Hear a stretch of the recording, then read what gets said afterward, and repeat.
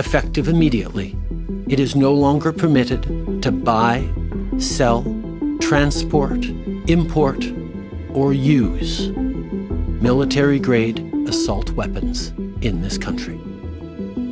Is that it will no longer be possible to buy, sell, transfer, or import handguns anywhere in Canada.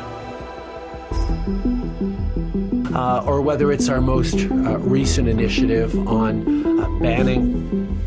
on freezing the market for firearms.